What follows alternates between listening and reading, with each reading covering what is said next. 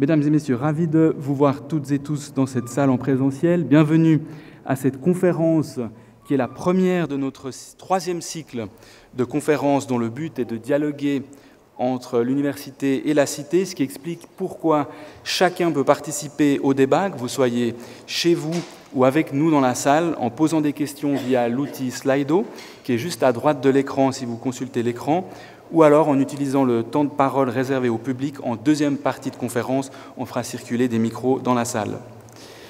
Le programme du cycle de conférences a été choisi grâce à un vote du public, à qui nous avions suggéré 10 sujets pour retenir les 4 plus plébiscités, soit Métaverse et Web3 aujourd'hui, sobriété numérique et développement durable le 30 novembre, exposition aux écrans et addiction le 1er mars, et captation de l'attention sur les plateformes numériques le 17 mai. Alors aujourd'hui, nous parlerons Métaverse et Web3. Métaverse souvent compris comme un univers virtuel auquel on accède via son avatar, sorte de double numérique. Et puis, pour évoquer le sujet, permettez-moi de commencer par une anecdote.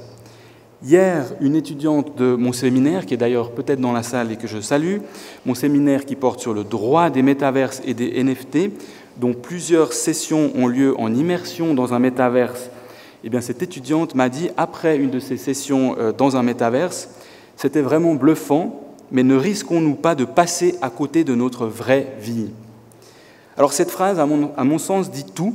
Elle dit tout puisqu'elle illustre le sentiment d'ambivalence entre, d'une part, une expérience bluffante et, d'autre part, la crainte d'y passer trop de temps au risque de péjorer la qualité de nos liens dans le monde physique et puis également notre vie privée, avec une vraie intrusion dans notre vie privée. Et puis aussi, en employant le terme « vraie vie », cela veut-il dire que les métavers ou que le métavers est une fausse vie ou simplement une vie augmentée, complémentaire, différente de la vie physique? Et cette ambivalence se retrouve partout puisque le sujet divise au point que la journaliste de France Inter, Marjolaine Corr, a tweeté il y a quelques mois « Métaverse, mais qu'est-ce que c'est que cette merde ?» Tweet qui a donné une déferlante de réactions tant pour que contre. Alors les contres soulèvent que plus qu'une expérience utilisateur, c'est une escroquerie pour faire plus d'argent sur le dos des utilisateurs, voire une économie du vide où l'on peut acheter des terrains virtuels à millions. Il s'agirait aussi de solutions difficilement compatibles avec l'environnement. Et puis, comme je le disais avant, une intrusion dans notre vie privée avec des utilisations de données intimes, par exemple expression faciale, oculométrie avec les casques 3D qui siphonneraient la rétine des utilisateurs pour proposer des contenus en temps réel. Et puis ensuite, il y a les pros. Les pros vont dire que c'est une promesse de vivre des expériences immersives incroyables.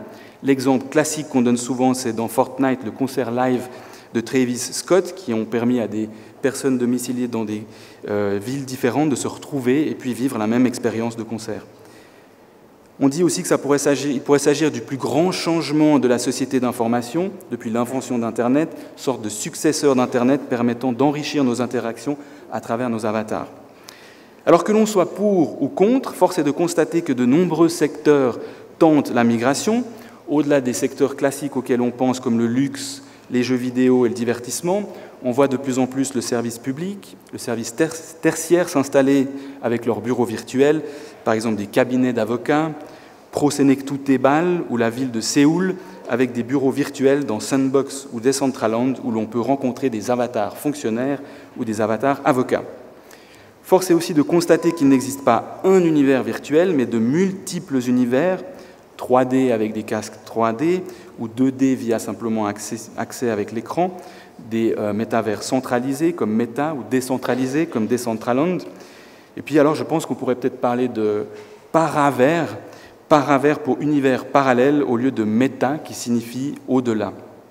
Alors le sujet est très riche, j'en conviens.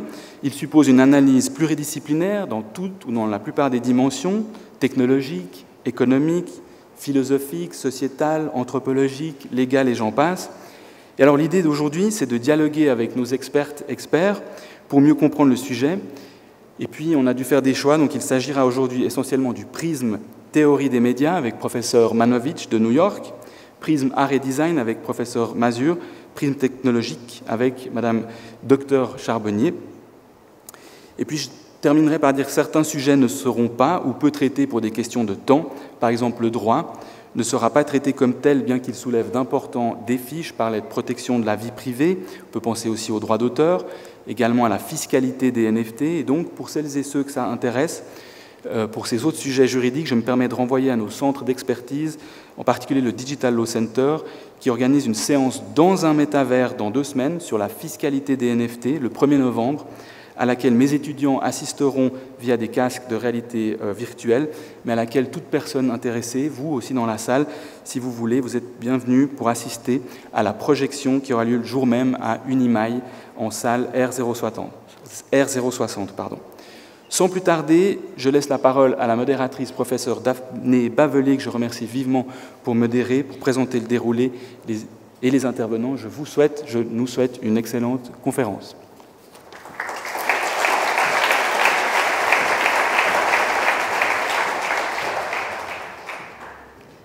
Bonsoir et bienvenue. Vous l'aurez compris, ça va être une soirée riche en expériences. J'aurais aimé moi-même envoyer mon avatar, mais là, si je me pince, c'est vraiment moi.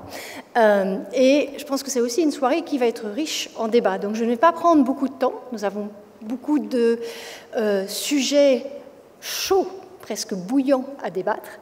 Mais je veux juste prendre un peu de temps pour vous rappeler la structure de la soirée. Donc ça va être une soirée en 2 phases. La première phase va être l'intervention de nos 3 intervenants, chacun 10 minutes. Puis, après, dans une deuxième phase, des étudiants du cours qui est Comprendre le numérique vont intervenir avec vous. Donc, il y aura une phase de questions. Et finalement, on pourra reprendre tout ça ensemble. Donc là, je vais vous demander d'écouter attentivement. Et on va commencer très bientôt avec notre premier intervenant qui nous vient de loin. Il est en chair et en os, mais il va être virtuel sur l'écran. C'est le professeur Lev Manovich. Donc, Lev est Presidential Professor en informatique au Graduate Center de City University à New York. Il est aussi le directeur du Cultural Analytics Lab. Il se trouve qu'il a fait son doctorat à Rochester, dans l'État de New York, en même temps que moi, j'étais professeur. Alors, Rochester, dans l'État de New York, nous étions tous les deux au même endroit, en même temps, mais nous ne sommes pas croisés, dans un domaine qui s'appelle là-bas Visual and Cultural Studies. Et c'est vraiment un exemple de multidisciplinarité comme on aimerait en voir beaucoup au XXIe siècle, qui mélange à la fois un côté très artistique et un côté informatique pour, je suis en sciences cognitives, vraiment secouer nos neurones. Donc la parole est maintenant à Lev. Merci Lev. I'm sorry for not being able to join you in person. And I'm also sorry that it so happens that literally in 45 minutes, I have to take a taxi to the airport and to fly to Paris, where I'm taking part in the exciting art fair, the Art Basel, right? Originally Swiss fair, which will be in Paris, to present my new NFT artworks. And so I'm very, very sorry, but I will not be able to participate in the group discussion later on. So I have 10 minutes. What I want to talk about is not directly the subject of metaverse or Web.3, but another parallel development, which I think is already fairly long, which is happening all around us and having real impact both on our everyday life and on the creative professions. And I'm referring to artificial intelligence. Specifically, I want to talk about the phenomenon which kind of exploded, right, this summer, referred to as AI image synthesis. So it's the use of neural networks trained on huge data sets of billions of images. And then these networks are used by anybody. You don't need any specialized training to generate new images and soon movies. And you interact with them by typing a short text so-called prompt. This text can describe the subject, what you want to see, the style. You can also refer to particular artists or photographers. So this prompt can be very general or it can be very specific. And some of you maybe heard about some of the software people use with AI image synthesis, such as DALL-E 2, Midjourney, Stable Diffusion, and so on. Because originally I was trained as an artist since the age of 12, and then I did get a PhD and started to try to understand the impact of digital culture on the arts and society. But during all these years, I continued to teach art, right? I was always a professor of art. So this summer, I decided that after 30 years of publishing, I will continue publish articles and books. But I want to spend more time on my own art, both because there are certain things I can only express in art, and also, in order for me to write about digital phenomena such as artificial image generation, I have to understand how it works from inside. So I will share with you a screen, and I'll be showing you some of my AI images I created this summer, and then reading a text. And I hope translators will be happy with me because in fact you will see the text on the screen. So we'll see exactly what I'm reading. And I think a way it can relate to Web.3 or Metaverse is that people can create avatars, but they can also create environments, backgrounds, spaces using these technologies. So it democratizes image creation. But the metaverse is not only about the present, it's not only about entertainment at work.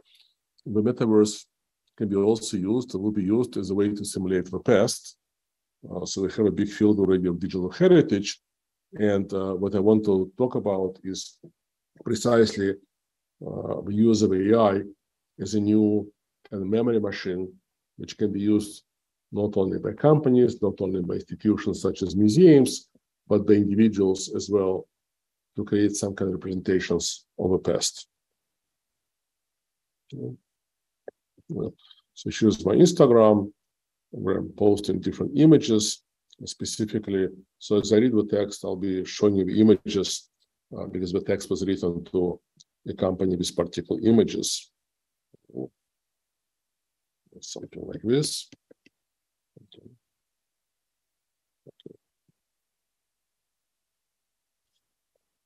And the text is called "The Unpredictable Past."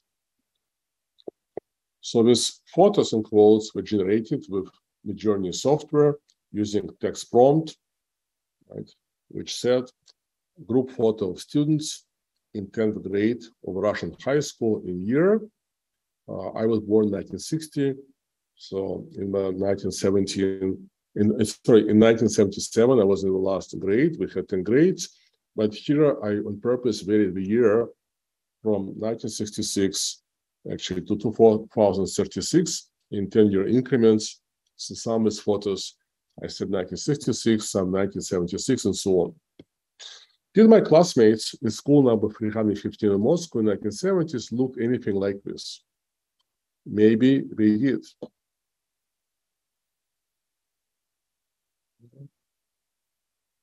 Maybe they did not.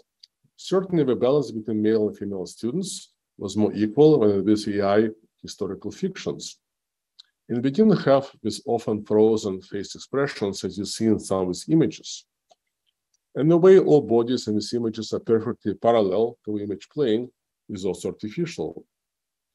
However, with rapid progress of AI image synthesis tools and models, the realism will improve rapidly, right? This was generated in July, and already today we can achieve higher realism. But what about historical accuracy? While algorithms for generations can always be improved, the number of historical photos, videos, and documents on the web is less likely to increase. So the images, which are used to train these models, we're not going to have new ones.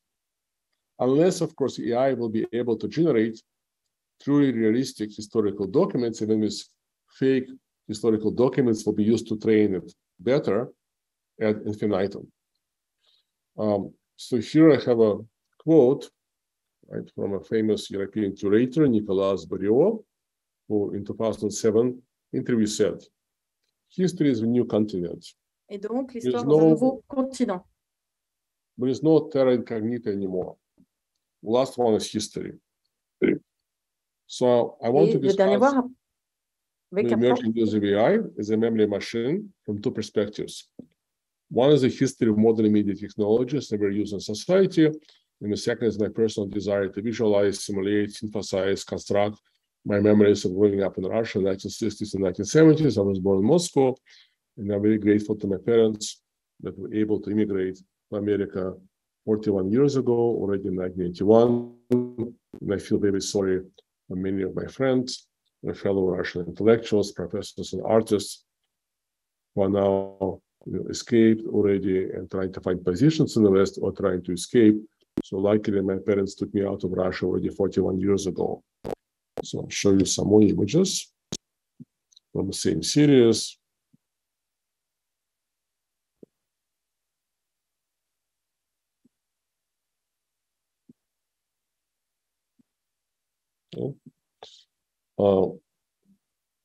The title of 1997 book by cultural historian Norman Klein perfectly summarizes the key process of social spatial memory.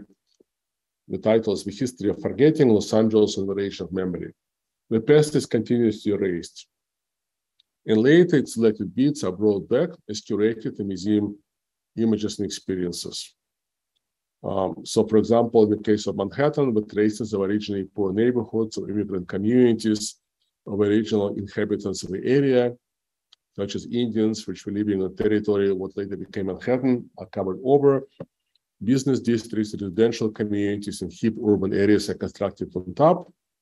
And the past is brought back as museums or synthesized neighborhoods with names like Little Italy, Little Tokyo, Chinatown, and so on. But what about our own personal individual memory? Does it perhaps function the same way? Our memories are very selective.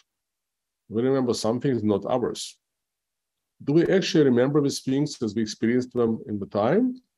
Or does our consciousness resynthesize them as museum exhibits or scenes from Hollywood movies, dramatized, theatrical, exaggerated, bringing in the foreground some details and omitting many others? Our memories are also often lack visual precision and details, well, low resolution. Do I actually remember precisely our apartment in Moscow, where I grew up in 1980, 1960s? Or do I remember in detail New York in 1981, where I arrived as immigrant? So the later today is much easier to access because more media materials about New York City, digitized photographs, documents, newspapers, film documentaries, artworks are easily available online. I can also consult English Wikipedia. But Moscow in 1968, with significantly less visual documentation available. Not as many people own camera. When I search for Moscow in 1968 on Google, most results are either official Soviet photography, images from foreign press, and most of them show Kremlin, Red Square, and a few other iconic sites and subjects. So in short, our historical past is represented in a very unequal fashion. So in the more developed countries, we have more images of everyday life, whereas in some other countries, especially the countries behind the Iron Curtain, what we can find online is more official representations. And only recently, I learned that there was a whole culture for movies in the Soviet Union. Every society collective memories are shaped by media machines. Since the arrival of first such machines in the 1820s, i.e. photography, our media records have been growing. Each new machine multiplied them. Sound recording in 1877, film recording in 1891, videotape recording in 1951, and later LIDAR, motion capture, face motion, so on. In the last 15 years, new computational memory technologies became gradually more important. Scientists, digital humanists, and data journalists started to use data science methods to study patterns in massive text, image, and sound archives. Development of AI gave rise to yet another set of new memory techniques. For example, YouTube now contains many short videos of city life from 1900 that have been enhanced by AI, increasing resolution, sharpening details, and adding color.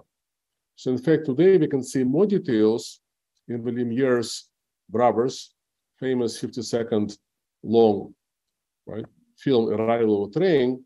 We can see more details in this film than the original viewers saw in 1896. So this summer, new media machines have become available to everybody. Right? I already referred to their names: Google Imagen, DALL-E, Midjourney, Stable Diffusion, and we all use the same techniques. So it's important that these images, right, I generated, and the images generated by millions of other users did not exist before. So my machine doesn't simply searches and brings you something from a database. These are really truly new synthetic original images. They are new hybrids that can combine together representation of certain content of the style of particular artists who look particular medium. And here, and I think I specified Russian high school students in 1966, 76, 86, 96, and so on. I didn't specify the style of photography, but AI, in a certain way, more or less realistically, try to even make these images in the style of photography at the time. So when I switched to the 90s, the images started to come out in color.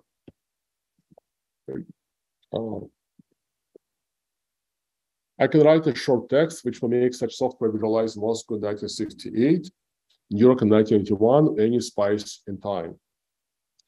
But how reliable are the synthetic historical representation? Their precision partly depends on how much visual documentation exists online about a particular topic. But even in the case of well-documented subjects, the software, of course, has biases. So if I ask for Moscow, I'll show you another example. So some of these images were images, of faces, but I also try to make like a kind of like imaginary, maybe Russian landscapes, perhaps Russia in 2032 after it lost the war.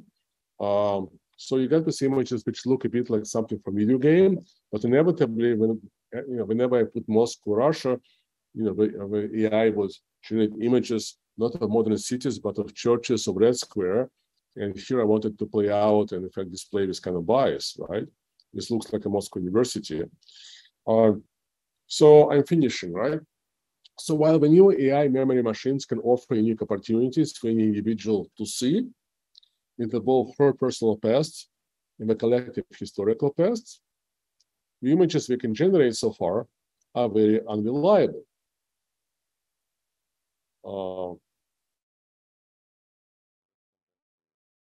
Let's Hello, come back Lev. to Hi. like this. Can you hear me? Hi, Lev. Can you hear me? Yes. Yeah, would be great if you could wrap up in the next 2 minutes. I'm wrapping up. I need 60 seconds. Okay, fantastic. So while the new AI memory machines can offer unique opportunities for any individual to see into both her personal past and a collective historical past, the images we generate are very unreliable. Of course, the same can be said about any historical representations, which always represents particular perspectives and shows some things at the expense of others.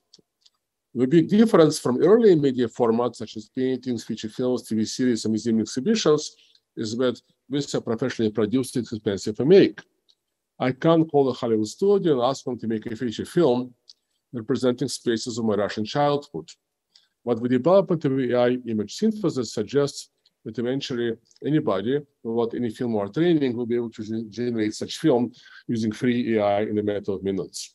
So the history of forgetting, the history of representation, which is always biased, which is always in some ways both real and fake, will continue. We're entering a new stage.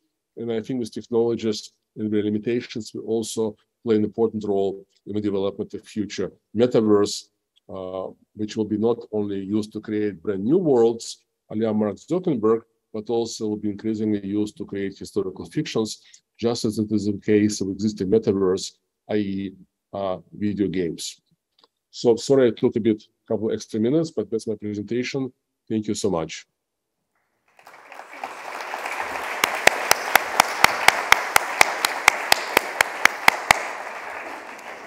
Many thanks to Lev for this ballad into memory and AI, which was very rich in different teaching. And now I'd like to transition to our next speaker with Anthony Mazur. Excusez-moi, je suis censée parler en français. Pardon. Anthony est professeur associé et responsable de recherche à la HED de Genève. Il est aussi cofondateur de Interland. Anthony a eu son doctorat en design à Paris 1 Sorbonne. Alors, pas n'importe quel design, le design des interactions, le design qui se tourne vers le service. Et en ce moment, il réfléchit beaucoup soit à l'utilisation des blockchains pour la création, soit à l'utilisation de l'intelligence artificielle pour le design. Et donc, c'est avec grand plaisir que nous l'accueillons ce soir.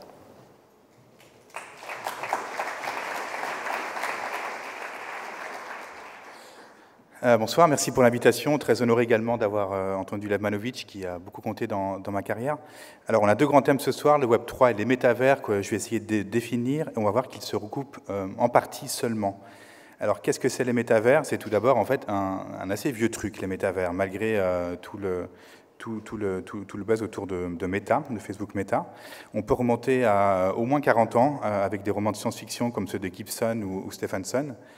Et une des premières itérations, disons, fonctionnelles, alors c'était pas vraiment un jeu, on pourrait plutôt parler d'environnement 3D, c'était ça, c'était ce projet français à l'époque, mené par Canal+ et Cryo, le deuxième monde qui a visé, ça existait, à reconstituer Paris en 3D, et on avait déjà à l'époque ce qu'on nous promet aujourd'hui comme de l'innovation fabuleuse, à savoir des vendeurs, des vendeuses, dans des environnements 3D, disons, plus ou moins photoréalistes, vu la technique à l'époque, dans lesquels on pouvait déjà acheter tout un tas de vêtements, et spoiler, ça marchait déjà pas, et ça ne marche également pas 40 ans après.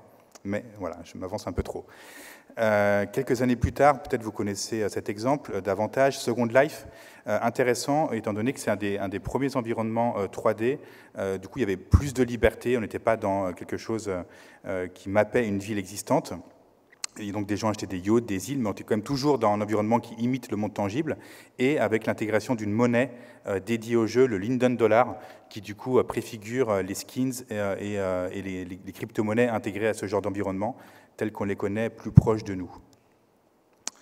Moins cité, en tout cas moins fréquemment comme un métavers, mais je pense qu'on peut tout à fait le faire entrer dans cette catégorie. Minecraft, donc ce jeu de Lego numérique, qui est le jeu vidéo le plus vendu au monde en termes d'exemplaires. Et ici, voilà, j'ai mis à dessin le campus EPFL qui avait été modélisé pendant la pandémie du Covid. Donc, tout un tas d'usages de cet univers.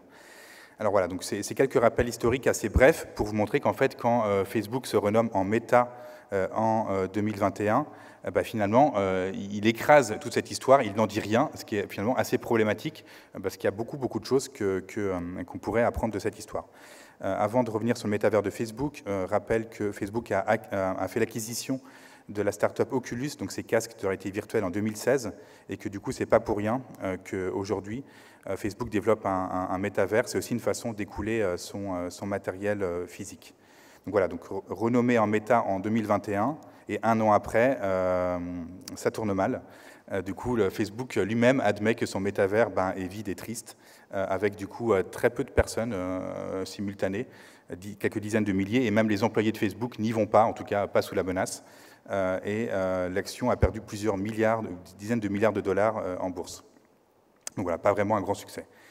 Le monde selon Meta, qu'est-ce que c'est? Alors voilà, c'est vraiment très schématique. Le métavers selon Facebook, on verra qu'il y a d'autres modalités des métavers, mais c'est du coup un environnement immersif couplé au web qui devient du coup ce métavers, avec la promesse de fusionner loisirs et travail dans cet univers, mais également d'y placer de la publicité. Donc un certain nombre d'écueils dans ce modèle. Tout d'abord, c'est un environnement fermé, malgré des promesses d'ouverture. Le code sera sans doute propriétaire, en tout cas l'est. Pour profiter au mieux de l'expérience, il faut acquérir ces casques qui coûtent relativement cher. Une économie finalement très Web 2.0, c'est-à-dire qu'on aura des commissions sur les transactions à l'intérieur du métavers qui seront davantage élevées que les App Store mobiles, donc on parle de près de plus de 50% de commissions, c'est assez gigantesque. Un problème évoqué par Yannick Benamou en début de session, c'est du coup la promesse d'immersion but contre la socialisation. Quand on est dans le casque, du coup on se coupe de notre environnement social immédiat, contrairement à la réalité augmentée qui est peut-être davantage ouverte. Les usages dans ce métavers sont très stéréotypés, voilà, on ne peut pas y faire grand-chose d'intéressant. Également des mécanismes genrés et discriminants. On est en ligne, on pourrait faire tout un tas de choses, mais non, on est toujours dans des modèles humanoïdes, anthropomorphes et masculins-féminins, avec aussi des problèmes de harcèlement assez complexes. Et puis un problème esthétique. Voilà, moi je travaille dans une école d'art et design. L'environnement créé par Meta, finalement c'est presque de la Wii avec 15 ans de retard. Pour plusieurs dizaines de milliards d'investis, c'est un peu problématique. Alors, pour toujours situer ces métavers, l'industrie du gaming, un chiffre clé, c'est plus de 2 fois le cinéma et la musique réunis.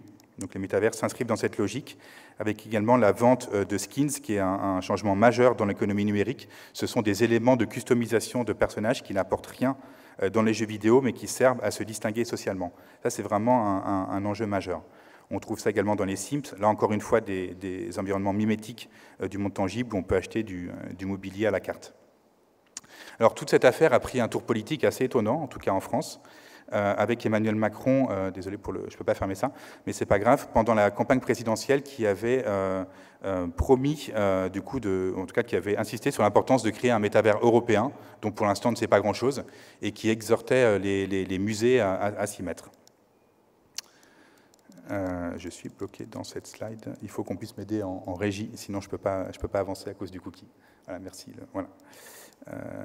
Bon, voilà, merci beaucoup. Non, je ne peux toujours pas avancer. Il faut cliquer en bas à droite à la régie, merci. Merci beaucoup. Et donc Jean-Michel Jarre, donc ce musicien que vous devez connaître, qui a pris la tête du CNC, donc un centre de création numérique et audiovisuelle, pour promouvoir la technologie immersive et les métavers. Et là, on est face à un vrai enjeu, c'est est-ce que vraiment ça doit être ça l'avenir de l'art numérique et de la création? Et si oui, ça pose un certain nombre de problèmes. Contextualisation très rapide du Web 3 avec le Web 1 qui est le Web de la consultation, le Web 2.0 de la création et des échanges, et la promesse du Web 3, c'est la décentralisation, avec aussi la capacité de signer des objets numériques et de les commercialiser. Je vais passer là-dessus, sinon ça va nous emmener trop loin. Il faut qu'on puisse fermer ça, je ne peux pas le fermer non plus de mon côté. Voilà, merci aux personnes de la technique. Alors, en pratique, ça donne quoi les métavers Web3 à vrai dire, à peu près la même chose que ceux qui sont propriétaires. Donc ici, Decentraland, un métavers Web3, où on trouve toujours des environnements, disons, qui ressemblent plus ou moins à ce qu'on connaît dans le monde tangible, toujours de l'anthropomorphisme, voilà, pas grand-chose d'intéressant au niveau esthétique. Également des tentatives de vendre des parcelles du monde numérique, ce qui est paradoxal, parce que le monde numérique peut être infini par nature, mais du coup, on va y appliquer tous les codes du monde physique. Voilà, Sandbox également, la même chose, qui ressemble à un vaste shopping mall où on peut acquérir des parcelles. Ici, Adidas. Également le peuplé d'objets plus ou moins interopérables, de mobilier par exemple, et quand même une avancée intéressante, une redistribution potentiellement plus équitable, où grâce au NFT et au smart contract, un artiste ou une artiste peut recevoir des royalties, en tout cas une sorte de droit de suite actualisé, avec un pourcentage de revente à chaque transaction, contrairement au modèle de l'art traditionnel. Donc en synthèse des métavers Web3, donc la redistribution et l'interopérabilité, oui, bien sûr. Nouveau modèle économique, possible gouvernance partagée, mais beaucoup d'enjeux en question, un flou juridique, qu'est-ce qu'on achète exactement quand on achète un NFT, on ne sait pas trop, enfin, ça dépend beaucoup des plateformes. Je vous renvoie à ce qu'a dit Yaniv en début de session. Une esthétique au mieux dépassée, pour être poli, et finalement pas plus d'imagination que les métavers propriétaires. Donc qu'est-ce qu'on peut faire d'intéressant en tant qu'artiste et designer dans ces univers? Alors j'étais venu la dernière fois, il y a un an, avec 5 provocations. Aujourd'hui, j'ai 5 propositions. La première, c'est de repenser l'identité numérique. On a vu que c'était assez genré, il n'y a pas de fatalité à ça. Le Web3 apporte la promesse d'identité plus flexible, plus anonyme et plus ouverte, notamment voilà, avec l'esthétique des CryptoPunks, qui a un peu ouvert la voie en 2017, qui a été reprise de façon assez habile par des marques de mode comme Balenciaga, dans un de ses défilés récents. Et du coup, voilà, des artistes travaillent sur ces enjeux et nous montrent que du coup, des métavers alternatifs ou d'artistes sont possibles, ont existé dans le passé. C'est une riche histoire que je n'ai pas le temps de dérouler aujourd'hui, avec des choses beaucoup plus ouvertes en termes politiques. Deuxième proposition, dépasser l'imitation du monde physique, je l'ai déjà évoqué. Il n'y a pas de raison de s'y cantonner. Je vous montre quelques exemples dans le champ du jeu vidéo qui dépasse ça. Ici, un jeu mobile, Monument de Valley, qui joue sur des illusions d'optique. Portal, un jeu de tir où du coup on peut naviguer à travers des raccourcis d'espace. Je le résume à grands traits. Celui-là, c'est un peu à la Inception. Et voilà, des propositions que je trouve encore plus radicales, où ce sont des espaces qui sont à plus de 3 dimensions, donc soit à 4, soit à 5 dimensions, ce qui est un vrai défi technique parce qu'il faut ici coder des moteurs de 3D sur mesure. Du coup, on peut créer des raccourcis tout à fait intéressants. Donc, pour vous montrer, en fait, pareil, la gravité, il n'y a aucune raison de mettre de la gravité dans un espace en ligne. On peut aussi aller dans d'autres directions, enlever des dimensions. Ici, un métavers en 2 dimensions, décentralisé, voire 0 dimension. On pourrait même aller, pourquoi pas, c'est la proposition que je vous fais, vers des métavers uniquement audio. Troisième proposition, interagir avec le monde physique. Donc, Yannick Benamou évoquait le concert de Travis Scott, qui était uniquement dans Fortnite. Mais on pourrait s'inspirer de ce genre d'œuvre de l'artiste Neil Beloufa au Palais de Tokyo, qui proposait une scénographie mobile dirigée par des algorithmes, et ça pourrait très bien être des personnes dans un métavers qui activeraient des espaces d'un monde tangible, ce qui permettrait de les rendre moins tristes et moins vides, comme le regrette Meta. Quatrième proposition, partager la gouvernance. Donc ça, c'est la promesse des DAO. Ici, un exemple de forêt dont la propriété et l'accès sont régis par des smart contracts et par donc une organisation décentralisée dans la blockchain. Un exemple dur à résumer en une phrase, mais je vais le tenter, NonDAO, qui est une communauté basée sur l'achat d'avatars pixelisés et dont la trésorerie, qui se monte à plusieurs dizaines de millions d'euros, est gérée par les personnes qui possèdent ces avatars. Et je suis encore bloqué dans cette slide, merci la régie. L'exemple d'après que je peux déjà évoquer, c'est Boto, un artiste robot décentralisé qui génère en machine learning, donc ça c'est un peu tous les buzzwords, des œuvres d'art de façon hebdomadaire qui sont revendues en NFT aux enchères et les gains sont distribués à la communauté. Cinquième proposition et dernière, s'intéresser aux infrastructures techniques. Yannick Benamou a évoqué le poids écologique de ces métavers, c'est pas rien. Et donc il y aurait urgence, si on veut monter un métavers européen, à s'intéresser à ces questions. Ici, un travail qui va dans ce sens de tentative de découpage ou d'anatomie d'une enceinte Amazon Echo, où on voit que plus on crée de simplicité côté usage, plus on crée de complexité en aval. Et des tentatives plus radicales, ici un site web propulsé, en tout cas qui fonctionne à base d'énergie solaire, donc Low-Tech Magazine. Est-ce qu'on ira vers ce genre de proposition pour les métavers? Pourquoi pas? Ça changerait radicalement l'esthétique. Donc je vous ai remis les 5 pistes ici. Et quelle suite? Alors, suite à Jean-Michel Jarre, je pense qu'il y aurait urgence à réagir pour les artistes et designers et à manifester d'autres centres d'intérêt sous forme de tribunes ou de manifestes, pourquoi pas. Des financements qu'il faudrait monter pour soutenir la recherche expérimentale dans ce champ-là. Et pour quel métavers? Est-ce qu'on veut vraiment soutenir les GAFAM sous fonds publics? On dirait c'est déjà le cas depuis longtemps.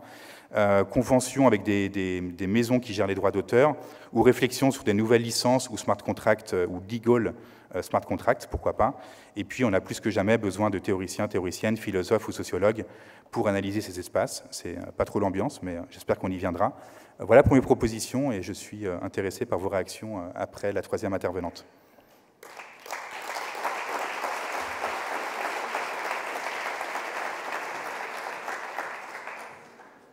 Un grand merci à Anthony. Et notre dernière, mais pas liste, comme on dit en anglais, est Cécilia Charbonnier, qui est cofondatrice et directrice de recherche à la Fondation Artanim. Elle est aussi cofondatrice et directrice de l'innovation de Dreamscape. Elle a obtenu son doctorat en informatique à l'Université de Genève, où elle s'est intéressée notamment à mélanger l'informatique et la biomécanique, avec un focus sur les technologies autour de la capture de mouvements. Et de ce doctorat, elle a très rapidement eu un foisonnement d'idées, comme vous allez voir, pour donner lieu à plusieurs développements technologiques et des compagnies qui ont leur propre vie maintenant. Avec grand plaisir. Merci beaucoup. Merci pour cette introduction. Alors, je vais vous présenter d'abord brièvement ce qu'on fait, comme ça vous avez un petit peu une idée de ce que fait donc, la Fondation Artanim et Dreamscape, et puis ensuite je m'attarderai un tout petit peu plus sur la partie réalité virtuelle. Vous avez compris, moi je suis spécialiste effectivement sur les technologies de capture de mouvement, mais aussi la réalité virtuelle, et notamment je vais vous parler de présence en réalité virtuelle. Alors la Fondation Artanim, c'est un centre de recherche que j'ai créé avec 2 autres cofondateurs il y a maintenant un peu plus de 11 ans, On est donc une fondation qui est spécialisée autour d'une technologie phare, qui sont donc les technologies de capture de mouvement, qu'on va appliquer principalement à 2 domaines de recherche. Il y en a un qui est plus justement lié à mon background, on va dire, de thèse, dans la continuation de ma thèse de doctorat que j'ai faite effectivement ici à l'Université de Genève, qui était d'utiliser, on va dire, les technologies de capture de mouvement combinées à l'imagerie médicale pour en faire des simulations, on va dire, personnalisées des articulations du patient ou des athlètes, donc pour des applications plus en orthopédie, en médecine du sport, pour mieux comprendre, on va dire, les différents problèmes musculo-squelettiques. Donc je ne vais pas vous en parler aujourd'hui, je vais me concentrer sur le deuxième aspect de recherche, enfin deuxième axe stratégique qui nous concerne, qui est donc véritablement plus les technologies de réalité virtuelle au sens large, toujours en utilisant aussi ces technologies de capture de mouvement, mais les différentes applications qu'on peut en faire, les animations de personnages, par exemple, virtuels, ou les interactions qu'on peut avoir dans ces environnements virtuels. Une de nos technologies phares, je vais vous la présenter brièvement, on développe maintenant depuis un peu plus de 6 ans une plateforme de réalité virtuelle qui permet à plusieurs utilisateurs de partager le même espace virtuel, de pouvoir interagir ensemble, même échanger des objets physiques ou ce genre de choses. Vous voyez qu'on voit aussi son propre corps, donc pour ça on utilise des technologies justement de capture de mouvement pour pouvoir capturer le mouvement des utilisateurs dans ces simulations, on va dire, virtuelles, recréer leurs avatars, savoir où ils se déplacent dans l'espace, et ensuite le but c'est évidemment de faire des expériences qui soient le plus immersives possible, avec une grosse composante aussi de storytelling. Dans le cadre de la Fondation Artanim, peut-être que vous avez entendu parler, on avait fait une jolie pièce de danse aussi virtuelle avec la compagnie J. Jolbin qui s'appelait VRI, qui avait tourné passablement pendant 4 ans autour du monde. Plus récemment, on avait aussi eu une jolie exposition au Musée d'art et d'histoire de Genève 1850. Vous pourriez vous balader virtuellement dans la Genève. C'est les images que vous voyez à présent. Et en fait, au vu de ce succès, on va dire, de cette technologie qu'on développe maintenant depuis 6 ans, qu'on avait présenté à différentes conférences internationales, mais aussi à des festivals de films, on a pensé qu'on pouvait faire quelque chose de plus qu'un simple projet de recherche à la base. Et à ce moment-là, on a créé justement une spin-off qui est devenue Dreamscape Immersive, pour lequel on a eu la chance de pouvoir rencontrer un certain nombre de partenaires américains, notamment à Hollywood. On a eu passablement par la suite d'investissements des studios hollywoodiens comme par exemple Warner, comme par exemple Fox, ce genre de choses, Spielberg aussi lui-même, dans le but d'utiliser, on va dire, cette plateforme comme un nouveau médium pour pouvoir raconter des histoires. Donc maintenant, actuellement, on ouvre des centres de réalité virtuelle dans lesquels on va pouvoir plonger les utilisateurs dans ces expériences cinématographiques pour lesquelles ils vont pouvoir vivre une expérience plutôt que d'être simplement spectateurs derrière leur écran. Je mentionne aussi que si ça vous intéresse, on vient d'ouvrir un centre à Genève, à Confédération Centre, avec 3 expériences qui sont disponibles. Vous le voyez ici à l'écran. Donc ça, c'est pour la partie réalité virtuelle. Donc ce qu'on fait, maintenant, je vais m'attarder un tout petit peu pourquoi, en fait, cette réalité virtuelle, elle a un certain succès. Et pour nous, ce que je pense être un composant qui est essentiel dans ces expériences de réalité virtuelle, c'est l'aspect de présence. Donc quand on parle de présence, c'est la sensation de pouvoir vivre quelque chose, de sentiment de feeling of being there, comme on dit en anglais, d'être dans cet environnement virtuel, de vivre quelque chose et d'être transporté ailleurs. Pour moi, il y a 4 points principaux dans la partie présence. Il y a tout d'abord l'illusion d'être dans un espace spatial stable. Alors, il faut juste imaginer que quand il y avait les casques de réalité virtuelle au départ en développement, je ne parle pas les casques qui sont maintenant disponibles au niveau commercial, mais on était là aux années 70 à l'époque, on avait des casques qui avaient des mauvaises résolutions, qui étaient très mauvais en termes de performance, donc on n'était pas vraiment d'avoir une sensation de pouvoir complètement switcher d'un espace réel à quelque chose qui est 100% virtuel. J'aime bien cette image que vous avez ici à l'écran, parce qu'on était donc très très loin du holodeck de Star Trek. Actuellement, avec les casques de réalité virtuelle que vous trouvez sur le marché, vous pouvez beaucoup plus facilement justement avoir cette sensation d'être vraiment dans un espace qui est stable et qui est donc convaincant, on va dire, visuellement.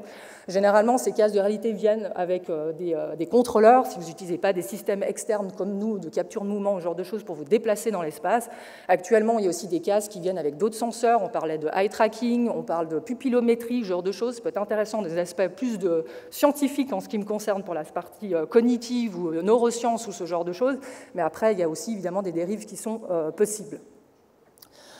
Ces espaces, ici je vous montre un tout petit peu cet exemple avec cette vidéo que je trouve assez intéressante, qui était une des démonstrations, on va dire, techniques de notre système, et vous voyez que dans ces espaces virtuels, on peut faire des choses ou des interactions qui sont quand même très très complexes. Ici, vous voyez 2 utilisateurs qui se jettent un sorte de bâton, mais en fait c'est une torche virtuelle qu'on utilise justement pour illuminer son environnement, et vous voyez qu'on arrive à faire ce type d'interaction avec des très très faibles latences, avec énormément de précision. Donc il faut juste imaginer que la torche que la personne s'envoie, elle a des petits capteurs pour capturer le mouvement dans l'espace, et les gens, évidemment, ils ont le casque et ils voient cette contrepartie, on va dire, virtuelle pour pouvoir récupérer la torche virtuellement dans cet espace-là. Donc on arrive à faire des choses qui sont quand même très complexes, entre guillemets, en réalité virtuelle. La deuxième illusion qui est pour moi fondamentale pour obtenir une présence dans ces mondes virtuels, c'est ce qu'on appelle le self-embodiment, donc c'est le fait de pouvoir ressentir son corps, de voir son propre corps, donc d'avoir finalement un avatar. Je montre aussi cette vidéo qui est toujours assez parlante, même si les graphiques sont très très vieux, ça date encore de 2015, mais c'était vraiment une démo aussi plus technique. Vous voyez que la personne, le fait de voir ses propres pieds dans cet espace virtuel va essayer de ne pas tomber dans le vide, et vous voyez que la personne passe pas mal de temps, d'efforts, on va dire, à essayer de contourner, on va dire, ce vide pour ne pas tomber dans le petit ravin virtuel, même si finalement, en termes de graphique, ce n'est pas très plausible. Mais le fait de voir ses pieds fait en sorte que la personne se dit qu'il faut vraiment éviter cet obstacle-là. Je peux vous assurer que si vous n'avez pas de pied dans cette réalité virtuelle, les gens risquent fortement de pouvoir marcher finalement complètement à travers ce vide. Donc j'aime bien regarder ça. Là, c'est clair que c'est important que pour faire ce type de simulation, on a besoin de nouveau ce système de tracking spécifique, ce que vous ne pouvez pas faire typiquement si vous avez juste le casque et les contrôleurs, parce que généralement, vous ne pouvez pas générer l'ensemble de votre corps, mais par contre, vous pourrez évidemment avoir un peu de contrôle et d'agency, on va dire, sur le haut du corps. Les avatars, ce qui est important aussi, et de plus en plus ce qui se fait maintenant de manière assez facile et assez rapide, c'est de pouvoir personnaliser les avatars à votre image. Donc là, vous avez sur cette vidéo un exemple où, à partir d'une simple photo de l'utilisateur, vous pouvez générer automatiquement, on va dire, l'avatar de votre personnage virtuel. Vous voyez qu'aussi, ça inclut un certain nombre de mécanismes qu'on appelle des blend shapes en animation 3D pour pouvoir aussi animer les expressions de vos avatars, cligner les yeux, ce genre de choses. Après, généralement, on peut faire différents types de rendus, des rendus très réalistes ou des choses très cartoon, ce qui est le cas de Meta, ce qu'il a bien expliqué tout à l'heure, Anthony, et qu'il n'a pas aimé en termes de design, mais des choses très cartoon et pas très jolies, on est d'accord? On peut faire des choses qui sont aussi beaucoup plus réalistes. Donc ça, de nouveau, une possibilité de pouvoir customiser aussi son apparence, mais après aussi avec, des risques, parce que, comme je disais, avec une simple image, je peux pouvoir prendre n'importe quelle apparence. Donc là aussi, il faut des mécanismes, on va dire, de modération ou de contrôle. La troisième illusion qui m'intéresse, c'est l'illusion d'avoir des interactions, on va dire, physiques dans ces environnements virtuels. Alors là, cette image-là, elle vous paraît un petit peu barbare, j'ai envie de dire, mais c'est un système de chaises, on va dire, haptiques qui était à l'EPFL à l'époque, il y a 15 ans, où on essayait justement de recréer ces sensations de toucher, de toucher virtuellement des objets, mais également aussi d'avoir des retours de force, c'est-à-dire que si je prends un verre dans ma main, plutôt que d'avoir les mains qui vont venir traverser ce verre virtuellement, je peux bloquer, on va dire, le mouvement de ma main pour pouvoir l'avoir bien autour du verre.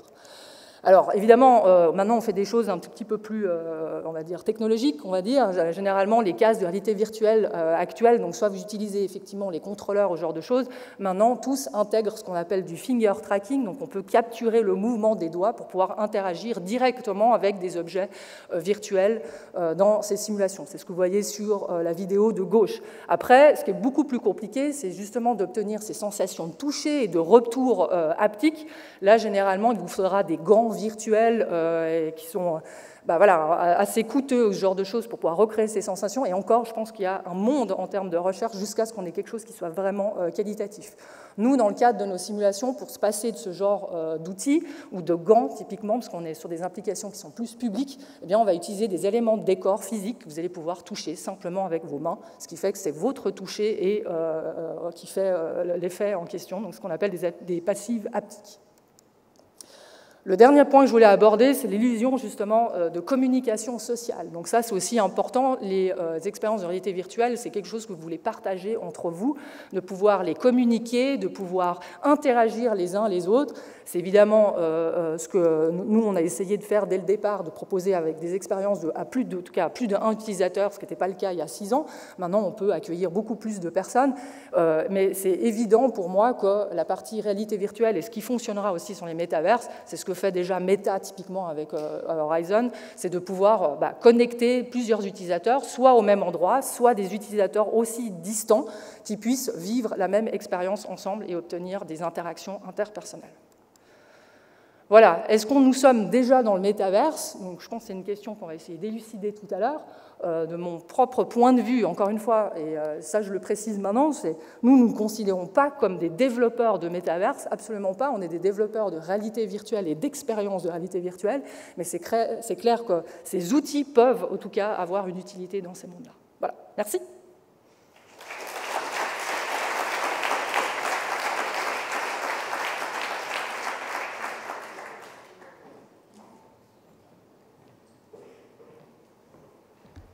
Un grand merci à nos 3 intervenants. Et maintenant, je vais appeler sur scène nos 2 étudiants du cours Comprendre le numérique, Artemis Folk-Antonakis et Alex Pamen, ainsi que nos 2 intervenants, Anthony et Cecilia. J'aimerais aussi vous rappeler qu'il y a la possibilité pour ceux d'entre vous qui ne sont pas dans la salle, enfin même si vous êtes dans la salle, d'envoyer vos questions via l'application Sildo, et donc n'hésitez pas, ça fera partie des différentes expériences interactives et virtuelles que nous aurons. Bienvenue. Bonsoir et merci de nous donner la parole. Ma première question porte sur l'inclusion. En quel sens les métaverses, ces réalités virtuelles sont-elles inclusives? Vous avez parlé de l'aspect qui consiste à lever les limites du monde physique, mais je me demande bien comment est-ce que ces réalités sont inclusives, en ce sens que déjà il faut avoir accès à la technologie, il faut avoir des moyens pour pouvoir avoir un casque, et ce n'est pas l'apanage de tous les citoyens et la plupart des personnes comme moi, et d'où la question de savoir comment est-ce qu'on peut parler d'inclusion dans ce contexte? Est-ce que ça marche? C'est bon? Oui. Parfait. Alors, je vais prendre la première réponse et puis on verra si Anthony a des choses à rajouter. Alors, l'inclusion est un aspect effectivement très important. Alors, vous avez parlé de plusieurs choses. Donc, je vais peut-être répondre sur l'aspect peut-être coût, effectivement, ce qui était la fin de votre question, qui est sur tout le monde ne peut pas s'acheter des casques de réalité virtuelle. Et j'en suis totalement consciente et c'est totalement le cas, même si, à savoir que les technologies effectivement de réalité virtuelle et notamment ces casques se démocratisent de plus en plus et les coûts baissent également. Au début, acheter un casque de réalité virtuelle coûtait plusieurs milliers de francs, plus il fallait encore un ordinateur puissant qui soit connecté au casque, qui puisse faire le rendu justement de casque, ce genre de choses. Actuellement, les casques les moins chers coûtent 300 francs, 350 francs, ça devient un peu plus abordable, je suis d'accord, peut-être pas pour tous les porte-monnaies encore, mais on y arrive gentiment. Donc ça, c'est pour la partie technologique au niveau casque de réalité virtuelle. Par contre, l'inclusion, moi, j'ai envie de l'aborder sur un aspect beaucoup plus large, parce que typiquement, plein de gens aussi ont des problèmes, par exemple, physiques, ils ne voient pas, ils n'entendent pas, il y a des personnes qui peuvent être handicapées, donc, je veux dire, les affections, d'une manière globale, il y en a des milliers. Arriver à toutes les prendre en compte, c'est clair que c'est un travail, on va dire, considérable sur un point de vue technologique. Typiquement, en ce qui nous concerne, par exemple, pour nos expériences, on essaye aussi d'accommoder, par exemple, les gens en chaise roulante, les gens qui ont, par exemple, un seul bras, une seule jambe, parce que finalement, on met des trackers, donc on capture le mouvement des utilisateurs, ce genre de choses, mais on est encore très, très loin, typiquement, de ce qu'on peut faire dans ce domaine-là. On peut avoir, effectivement, des sous-titrages, ce genre de choses-là, comment les gens voient les couleurs, comment visuellement, qu'est-ce qu'ils voient dans un casque, comment on peut aider les gens, parce que nous, on travaille aussi sur des considérations éducationnelles, typiquement, et utiliser ces technologies immersives pour l'éducation, et là, du coup, il faut être d'autant plus inclusif. Donc, je pense, pour le moment, on est vraiment au tout début de l'inclusion, on va dire, pour de la réalité virtuelle pour tout le monde, et il y a encore un énorme boulot à faire. Si je peux ajouter, ça dépend de quel métavers on parle. Si on parle de métavers qui ont besoin de casques, oui, il faut un casque. Ces casques qui coûtent cher. Après, est-ce que les personnes vont les utiliser? Ça, c'est une vraie question. Si c'est comme les enceintes vocales où les gens, au bout d'un an ou deux, n'en font plus rien, du coup, on l'a acheté pour rien. Donc, on peut aussi poser la question à l'envers des usages après l'achat. Moi, j'ai évoqué des métavers 2D, par exemple, qui du coup ne nécessitent pas de casque. Il y a des vrais enjeux pour le grand public, pas pour des expériences spécifiques sur site, auxquelles je crois beaucoup moins au quotidien dans les foyers. Un des enjeux serait de faire cohabiter les environnements techniques différents. C'est un problème qu'on a dans le jeu vidéo. Comment, sur des PC de différentes puissances, un même jeu peut être joué, et même en temps réel, entre plusieurs joueurs et joueuses.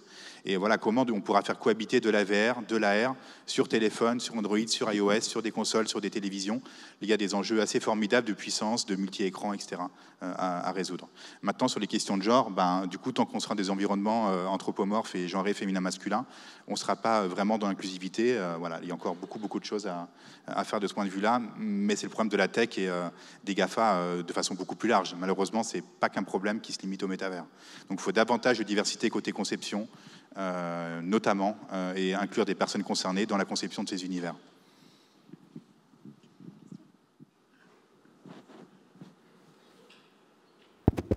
Ok.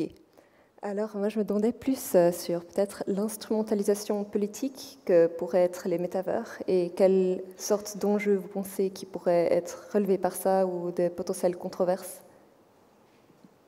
Bon, je pense que les lobby tech ont bien fait leur travail, visiblement, pour que ça arrive aux oreilles de Macron.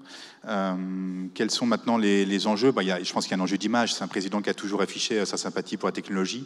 Alors, je réponds du côté français. Je pense qu'en Suisse, ce serait une toute autre histoire.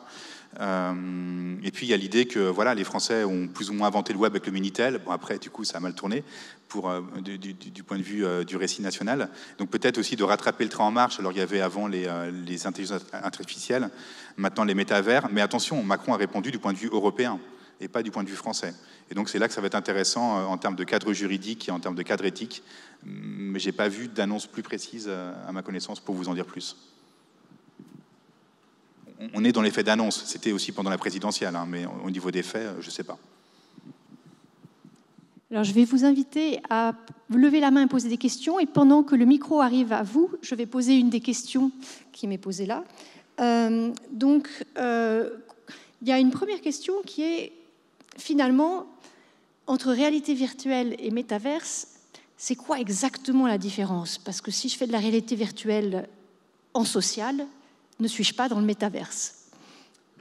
Alors, pour moi, la différence fondamentale, la manière dont je vois les métaverses, c'est un peu une extension, on va dire, de l'Internet, on va dire une version future de l'Internet pour lequel, effectivement, nous pourrions nous connecter pour typiquement voyager dans un autre univers ou bien une autre application qu'on peut faire dédiée ensemble, etc.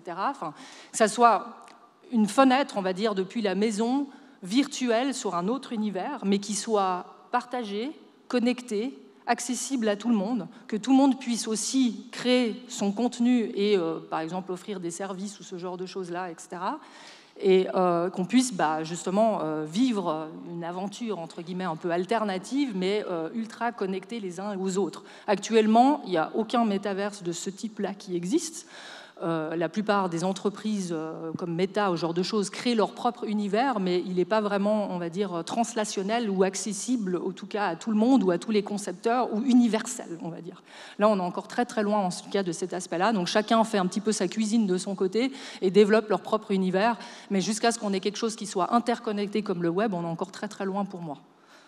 Oui, il faut garder en tête que dans les romans de science-fiction originels, donc Gibson ou Stephenson, l'idée c'est que le métavers il est unique évidemment ça n'arrivera pas. Il sera fragmenté entre plusieurs acteurs technologiques, plus ou moins ouverts, plus ou moins fermés, aujourd'hui plutôt fermés, dans ceux qui se développent, parce que ça nécessite également des coûts de développement très très importants. C'est pas quelqu'un qui peut faire son site web chez soi. Là, on est sur des industries très lourdes, plus proches du cinéma ou des blockbusters de jeux vidéo. C'est aussi un enjeu pour les marques de s'insérer là-dedans avec cette expérience qui est très très haute. Et du coup, un des enjeux, c'est comment on va rassembler différents univers avec ces écosystèmes juridiques, esthétiques, ergonomiques, divers et fragmentés. Si je peux dire encore une chose, c'est que ça va poser aussi pas mal de problèmes, notamment sur la création des contenus. Parce que comme tu l'as dit, comparé à un site web où, bon, maintenant le métier s'est démocratisé, on trouve plein de développeurs web, etc. Peut-être que ça va venir aussi par la suite. Actuellement, on a quand même des ressources qui sont assez limitées quand on parle d'artistes 3D pour créer les environnements. On a besoin de développeurs de jeux pour créer les interactions, ce genre de choses-là. Donc c'est vraiment des métiers qui sont spécifiques ou des experts dans ce domaine-là qui actuellement, qu'on trouve, qui ne courent pas les rues. Typiquement, nous, on a du mal, en tout cas, à recruter ce genre de profil, etc. Donc on a une certaine expertise qui est nécessaire. Le jour où on arrivera à développer des outils technologiques qui permettra de faciliter justement ces contenus et de ne pas devoir avoir forcément besoin d'avoir une expertise dédiée dans ce domaine-là, mais qui soit beaucoup plus généralisable ou qui puisse être acquis, on va dire, beaucoup plus facilement, là on sera aussi beaucoup plus démocratique. Ajouter un mot, Lev Manovich a évoqué les IA dans la création. Alors il a montré des exemples d'images, mais aujourd'hui ça va plus loin. On peut créer du son, de la 3D, du jeu vidéo avec des IA. On peut dire prends tel jeu et puis mets-le dans tel autre univers. Donc c'est des choses qui sont plus que théoriquement possibles et plausibles. Et donc voilà, un des enjeux pour peupler ces métavers vides qu'évoque Meta, c'est notamment le deep learning. Vous avez d'autres? Une seconde, dernière question. On l'a vu dans le deuxième exposé, la qualification du métavers de Facebook. Un monde triste et vide. Et je me posais dans la question de savoir quelle place pour les émotions dans ces réalités virtuelles et comment est-ce qu'elles s'expriment. On a vu aussi pendant la pandémie qu'on était pratiquement coupé du monde réel, les musées fermés, pas de conseils, et que beaucoup de personnes, et même les plus jeunes, en ont souffert. Comment est-ce que peuvent s'exprimer les émotions essentielles aux relations humaines dans ces réalités virtuelles? Merci. Alors là, je peux aussi parler sous une forme duale de double aspect. Donc si on parle pure émotion et en tout cas, entre guillemets, communication les uns les autres ou ce genre de choses, maintenant on a quand même des outils technologiques qui nous permettent de pouvoir capturer les émotions des utilisateurs, y compris avec un casque de réalité virtuelle sur la tête, en tout cas pour le bas, en tout cas de la bouche, ce genre de choses. Typiquement, quand je vais pouvoir parler, je vais aussi avoir le mouvement des lèvres, etc. Si je vais sourire, je vais pouvoir aussi voir que la personne qui est en face de moi virtuellement sourit et a un certain nombre d'émotions, on va dire. Donc ça, technologiquement parlant, on a maintenant des solutions qui sont possibles. Et puis après, pour revenir sur le monde vide, virtuel, actuel, en tout cas proposé comme des solutions comme Meta Horizon ou ce genre de choses, je pense que c'est plutôt une question de contenu qu'on veut proposer en termes de qualité de contenu, en termes de storytelling, de nouveau, qu'est-ce qu'on veut offrir comme expérience à l'utilisateur, qu'est-ce qu'on veut pouvoir lui faire vivre. Donc pour moi, c'est plus une question aussi de design d'expérience qu'on veut proposer et qui est peut-être actuellement encore un peu pauvre sur ce type de plateforme. Bon, les émotions, c'est une question complexe, notamment la modélisation des émotions et leur catégorisation. C'est quelque chose qui fait l'objet de beaucoup de polémiques quand on dit qu'il y a 5, 6 ou 10 émotions humaines principales et qu'on peut les reconnaître par des IA. Il faut faire très très attention à ce genre de théorie. Je n'ai pas le temps de développer. Et maintenant, l'émotion peut passer par tout un tas d'autres choses que du visuel anthropomorphe ou photoréaliste. L'émotion, ça peut évidemment être du son, ça peut être des textures, ça peut être des couleurs, ça peut être également du tactile, plus ou moins précis. Donc voilà, et c'est là où on a besoin d'artistes et designers pour sortir de ces stéréotypes absolument ennuyeux. Et d'ailleurs, c'était bien une citation de Meta, hein, triste et ennuyeux, c'est vraiment une note interne. Ce n'est pas un jugement de ma part. Une dernière question? Non, mais alors merci beaucoup pour votre participation.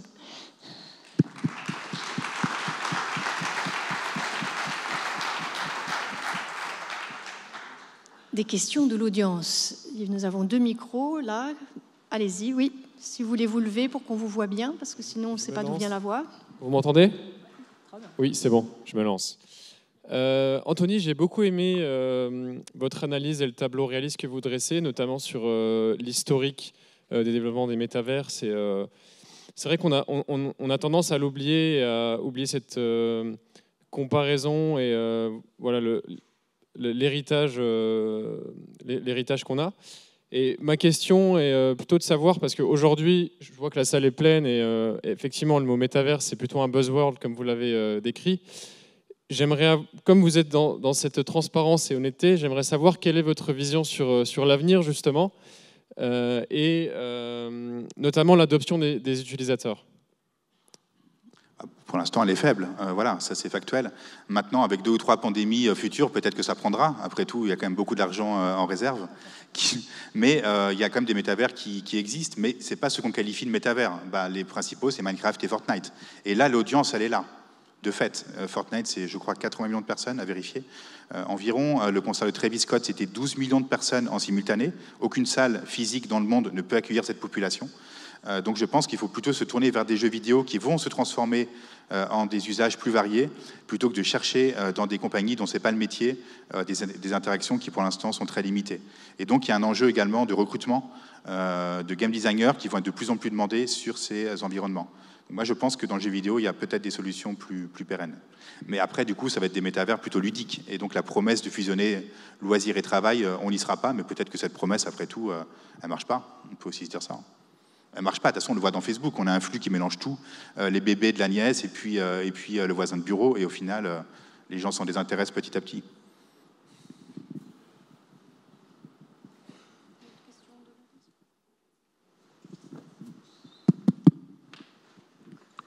Bonsoir. Je voulais savoir si vous aviez, dans vos expérimentations, déjà égrené la plupart des métavers proposés sur la blockchain. Je pense en fait à 2 métavers auxquels je me suis intéressé récemment, un qui s'appelle Blocktopia et Sensorium. Et je voulais savoir si vous avez déjà fait une sélection ou si vous aviez une recommandation par rapport à quel métavers expérimenté qui serait à bout touchant d'une vision à laquelle vous adhérez. Alors, merci, je ne connais pas vos 2 exemples. Moi, j'en ai montré un qui me semble plus intéressant, c'est Web avec 2B, qui est un métavers 2D, qui me semble du coup proposer quelque chose de plus juste. Maintenant, je ne peux pas vous répondre sur ce que vous mentionnez. Mais j'irai voir, merci. On va passer à une question ici, puis vous pouvez déjà vous préparer avec le micro. Donc c'est une question pour Cécilia. Selon vous, combien de temps faut-il attendre avant que le genre de jeu ou d'expérience en réalité virtuelle que vous réalisez par Dreamscape soit accessible dans mon salon? Bonne question. Alors, nous, déjà, la première chose, c'est qu'on essaye de se distinguer en faisant des expériences qu'on ne peut justement pas faire à la maison. Donc ça, c'est déjà un point important. Pourquoi? Parce qu'actuellement, si on veut pouvoir justement immerger tous vos sens, c'est-à-dire vous voir virtuellement, toucher des éléments physiques, je n'ai pas mentionné, mais on a aussi des ventilateurs, on a des sols qui vibrent, on a des diffuseurs d'odeurs, ce genre de choses. Donc concrètement, c'est des choses qui peuvent se faire uniquement, comme on dit en anglais, on location, c'est du location-based entertainment, ce qu'on fait. Donc le but, c'est plutôt de vous sortir de la maison et de vous retrouver dans un endroit spécifique et de pouvoir partager et vivre justement ces expériences. Je ne dis pas que un jour, avec les technologies justement qui s'améliorent constamment, ce qu'on est capable de faire dans ce type d'environnement-là, dans nos, en tout cas, écosystèmes, on puisse le faire à un moment donné à la maison ou se rejoindre virtuellement. Mais il y aura une chose que vous ne pourrez toujours pas faire, c'est que typiquement, nous, ce qui fonctionne très bien dans nos expériences, c'est qu'on demande les gens de se serrer la main virtuellement. Donc c'est comme si on se serre donc, avec nos avatars, etc. Donc ça, c'est clair que si chacun est connecté à la maison et rejoint faire une expérience, en tout cas virtuelle, connectée, vous ne pourrez pas le faire. Par contre, ce qu'on fait déjà, entre guillemets, donc pas pour la partie entertainment, mais par exemple pour la partie éducationnelle, juste pour que vous compreniez, c'est que l'idée, c'est qu'on puisse aussi élargir l'éducation en utilisant ces technologies immersives pour pouvoir faire des laboratoires, par exemple virtuels, de pouvoir apprendre justement dans ces environnements de manière intéressante, ou surtout d'une manière engagée pour les utilisateurs, ce genre de choses. Et ça, typiquement, c'est des développements qu'on fait en collaboration avec l'Arizona State University aux États-Unis, qui, eux, installent des salles de réalité virtuelle chez eux à l'université pour lesquelles les gens ou les étudiants viennent vivre ces expériences et dans le but de pouvoir élargir, on va dire, cette communauté. Et c'est pas uniquement de pouvoir faire ces expériences sur place, mais de pouvoir aussi connecter des utilisateurs à distance. Donc là, l'idée, c'est de se rejoindre dans une session virtuelle ou des virtual classrooms, comme on les appelle, pour qu'on puisse, par exemple, discuter, dialoguer avec un professeur imminent que vous pourriez pas voir chez vous ou qui serait, par exemple, à New York alors que moi, je serais à Genève ou ce genre de choses. Donc là, il y a des choses qu'on est en train de développer, mais moins sur la partie divertissement. Nous, le but, c'est que vous veniez évidemment dans nos centres pour faire des choses que vous ne pouvez pas faire chez vous. Merci. Bonsoir. Je voudrais savoir si on parle de vision, quelle est la différence entre Second Life, la vision de Second Life des années 90 et maintenant Metaverse? C'est que n'a pas été fini ou quelle est la différence? Merci. Alors, si on parle de méta, pour moi, il n'y a pas de différence. Et c'est bien un problème, c'est qu'en 20 ans, la vision est la même. Voilà. Et on n'a pas appris de ces problèmes et des erreurs qui sont encore là aujourd'hui.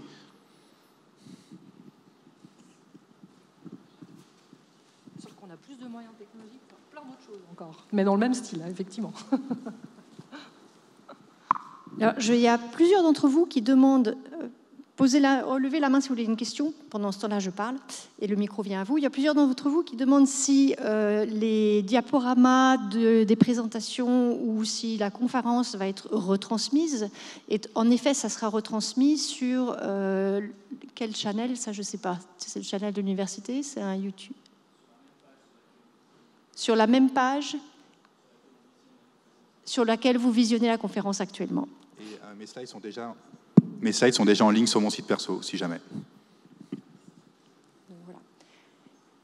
D'autres questions?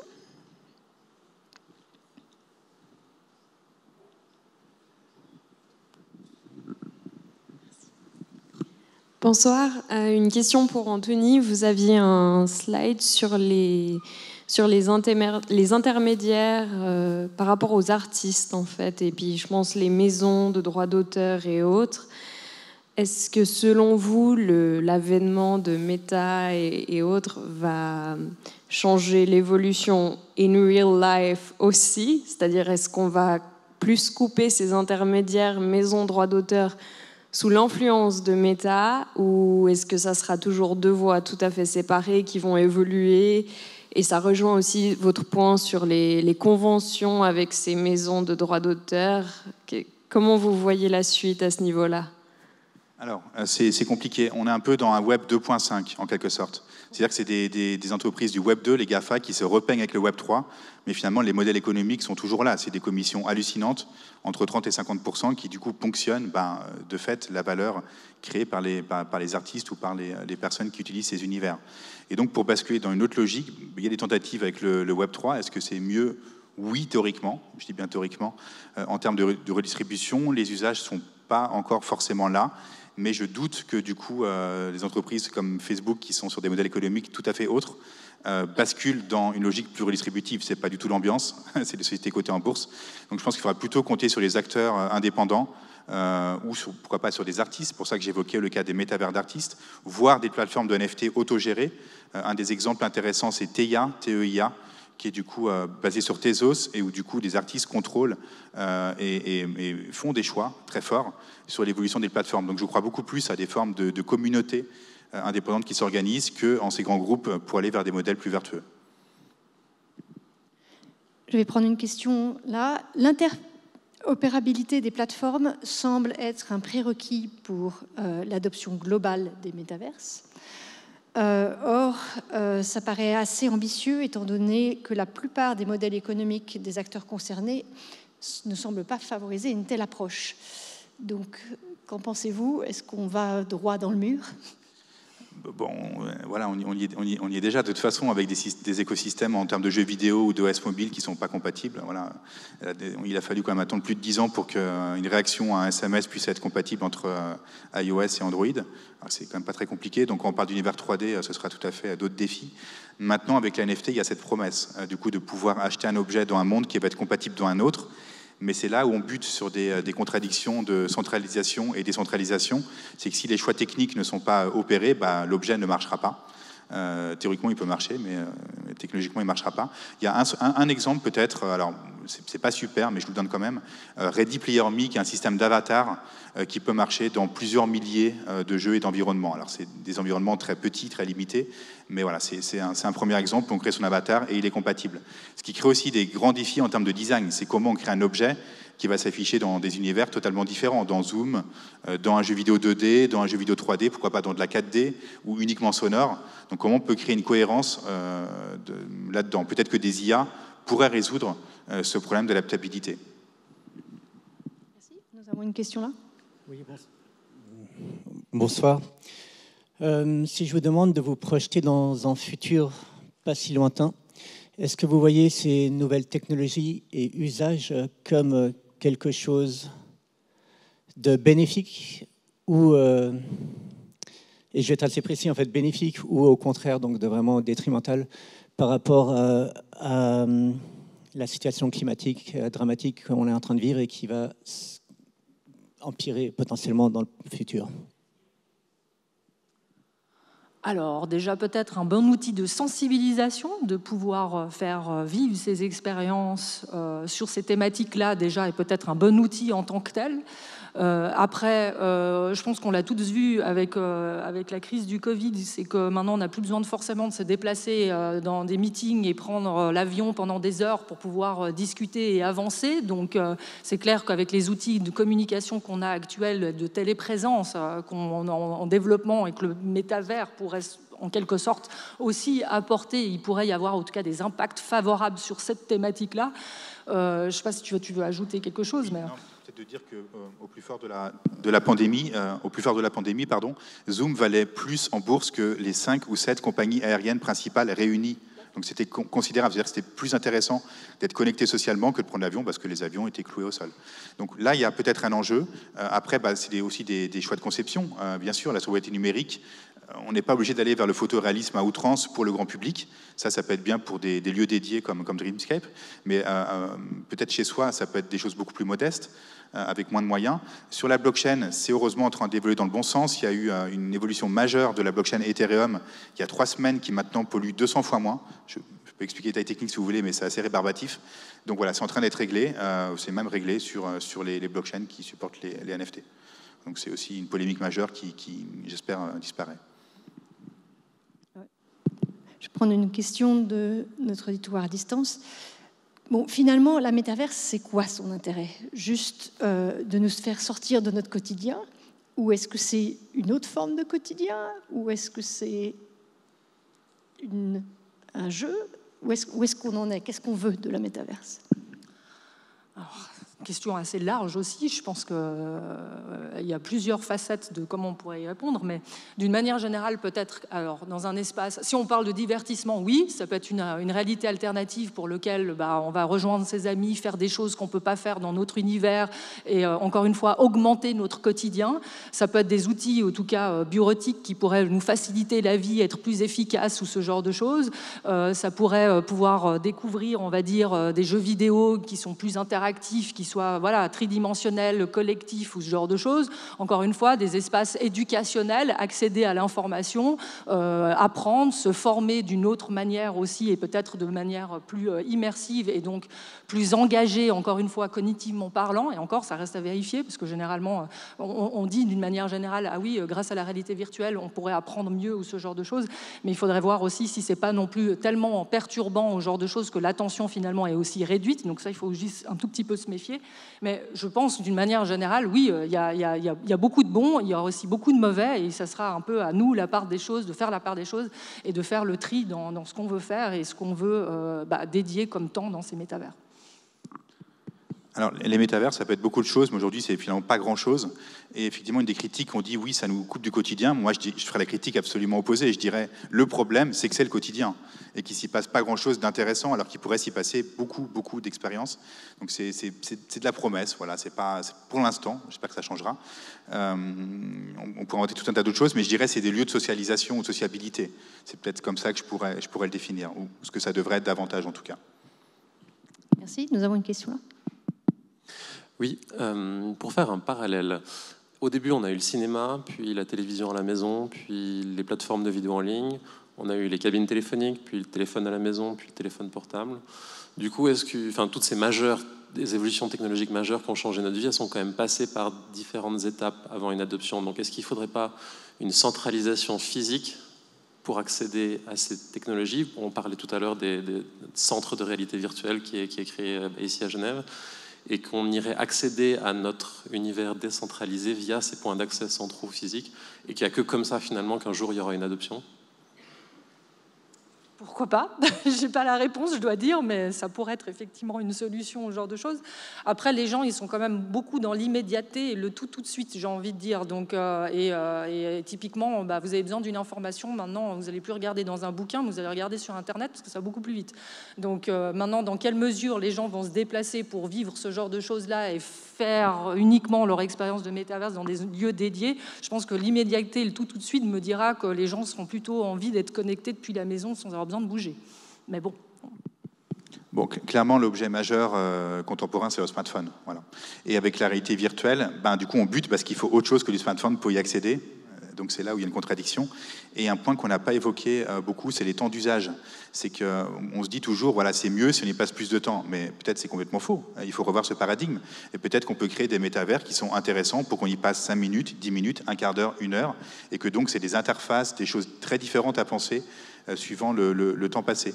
J'ai un collègue à la aide, Simon Hussen, qui travaille sur des environnements 3D abstraits avec des textures où du coup on peut passer des 5, 10, 20 heures, peut-être pas 20 heures, mais du coup pour réduire la fatigue cognitive. Mais c'est tout à fait autre chose que d'y rester 5 minutes. Et je pense qu'on devrait davantage réfléchir dans ce sens-là. Nous avons une question là-bas. Moi j'ai une question concernant ce que vous avez dit tout à l'heure, Anthony, concernant les problèmes et les solutions qu'il y a actuellement dans le métavers. Est-ce que totalement méta ce qu'ils ont créé, le problème c'est qu'en fait ils essaient de recréer ce qui existe déjà, ce qu'on peut vivre maintenant, qui concrètement irait faire dans le métavers, ce qu'on peut faire aujourd'hui. Est-ce que ça serait plus intéressant d'acteurs qui créent justement des choses divergentes et des choses nouvelles, des choses qu'on ne peut pas faire dans le monde réel, mais qu'on pourrait notamment faire là-bas? Moi, j'en suis persuadé, oui. Aujourd'hui, si vous regardez une démo de Walmart, donc le Carrefour américain dans je ne sais plus quel métavers, c'est catastrophique. Enfin, personne n'a envie de faire ses courses dans un Carrefour 3D, quoi. Déjà, ça ne marche pas, ça prend beaucoup plus de temps. C'est affreux, donc je ne comprends même pas qu'on n'ait pas appris des erreurs de Second Life qui étaient évoquées jusqu'avant. Donc oui, pour moi, il faut aller dans des choses beaucoup plus ouvertes, et c'est là où il faut encourager la création contemporaine. Mais ce n'est pas vraiment l'ambiance du moment, je trouve. J'en vais profiter pour poser une question. Donc, comment voyez-vous l'évolution du Darkverse, c'est-à-dire le côté sombre de la métaverse, à savoir tout ce qui sera banni de la métaverse, l'industrie du porno, les pédophiles, etc., tout ce qui est moralement banni de nos sociétés, mais qui pourtant trouve de l'espace sur Internet? Aucune idée, je dois dire. Non, je n'ai pas une opinion précise là-dessus, encore une fois, en n'étant pas... Vous voyez qu'il y a des possibilités de régulation? Il en faudra, quoi qu'il arrive. Et puis au-delà de parler juste de porno ou ce genre de choses, même des choses beaucoup plus simples. J'ai mentionné en tout cas un exemple, usurpation d'identité, comment les gens se comportent dans le métavers. Je pense qu'il y a aussi une possibilité d'être beaucoup plus dévergondé, étant donné qu'on n'est pas physiquement l'un à côté de l'autre quand on a des interactions sociales. Je crois qu'il y a eu pas mal de cas qui avaient été reportés où les avatars mettaient la main sur les fesses des autres avatars. Vous voyez un peu le genre, etc. Donc je pense que c'est en tout cas une bonne ouverture à faire plein de choses qui sont pas très, entre guillemets, très très bien, et que ça peut être un gros n'importe quoi. Donc des médiateurs et ce genre de choses, oui, ça va être essentiel de pouvoir voir comment on arrive à régulariser tout ça pour être sûr qu'on est dans des environnements qui soient sécures. Il y a un double enjeu. Il y a un enjeu de régulation par rapport à ces cas d'agression, de discrimination dans les métavers, mais il y a aussi un enjeu de sortir de ces environnements très puritains. Aujourd'hui, sur Facebook, le vieux Facebook qui est un peu méta, une œuvre comme L'origine du monde de Manet est encore censurée, c'est quand même assez catastrophique. Et donc, on peut aussi le voir à l'envers. On peut dire que le Darkverse peut aussi être une chance d'aller vers des choses beaucoup plus ouvertes, plus fun, plus corrosives, plus anarchistes. Et voilà. Donc, on peut aussi trouver de l'imagination dans ces franges. On avait d'autres questions de l'audience. Oui, il y a une main là-bas. Alors, peut-être d'abord là, et puis ensuite on passe là-haut. Patience. Merci. Bonsoir. Vous parlez donc d'utiliser ces nouvelles technologies immersives à des fins éducatives. Et quelles solutions peut-on envisager pour éviter que ça ne creuse les inégalités, notamment entre les écoles publiques et privées ? Alors, de nouveau, là, on parle de questions principalement onéreuses en termes de coûts matériels ou ce genre de choses. Je ne vois pas pourquoi l'instruction publique ne pourrait pas fournir ce genre de cours immersifs, etc. Donc ça, c'est peut-être déjà une volonté de la manière dont on veut pouvoir déployer ce type de système, etc. Pour moi, ça n'a rien à voir avec le fait, dans une école privée, que, soi-disant, ils auront effectivement plus d'argent pour pouvoir effectivement se payer ce type de système-là, etc. Le but, c'est évidemment de pouvoir démocratiser au maximum justement ce type de système, etc. Mais c'est plus la volonté, on va dire, des gens qui vont pouvoir développer, on va dire, ce type de système, de contenu, etc., de faire en sorte qu'on puisse le propager d'une manière beaucoup plus large et pas uniquement aux écoles qui soient plus aisées, etc. J'ai pas une solution là, maintenant, comme ça, mais ce serait évidemment le but. Je voulais quand même évoquer les questions de privacy, parce que du coup, si on confie des données disons, privées ou des données éducatives à Facebook, c'est un vrai problème. C'est pour ça qu'aujourd'hui, si vous utilisez Oculus, vous ne savez pas où partent les données, et HTC, c'est de façon assez habile positionné sur une approche beaucoup plus ouverte et privacy by design. Donc il faut faire très attention également à dans quel environnement les choses vont se dérouler et suivant quel cadre juridique. Aujourd'hui, je ne pense pas que ça marche au niveau RGPD et même au niveau du droit, tout simplement, d'aller faire cours dans Meta Horizon. Merci. On a une question là-bas. Est-ce que la cybersécurité ou les protocoles d'Internet doivent changer, évoluer beaucoup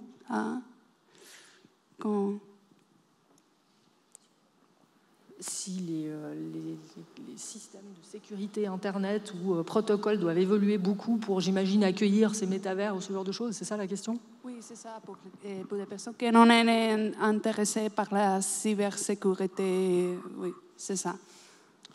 Oui, je pense. Après, il faut regarder dans le jeu vidéo, il y a plein d'exemples de fuites de données très massives qui ont été faites. Donc après, c'est toujours la question de stocker que ce qui est nécessaire et sur une durée raisonnable.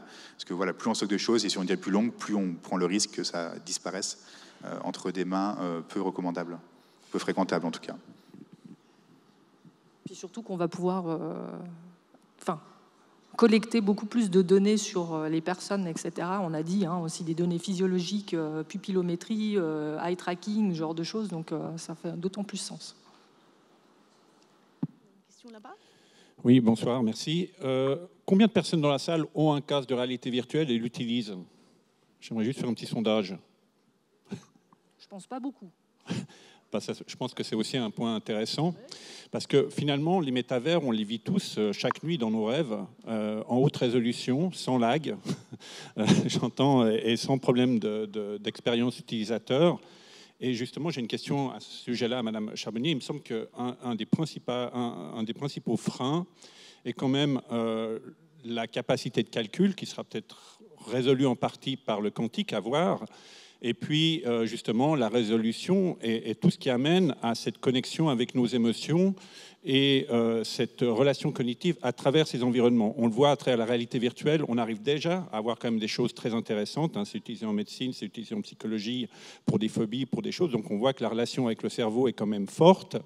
Maintenant, comment vous voyez, parce que j'ai aussi la question sur qu'est-ce que demande la création de votre environnement en termes de calcul, et comment est-ce que vous voyez ce type de possibilité projeté à travers un monde interconnecté, parce que ça change quand même pas mal de choses en termes de puissance, de bande passante, de calcul et autres. Il me semble que c'est quand même un des gros freins ici. Merci.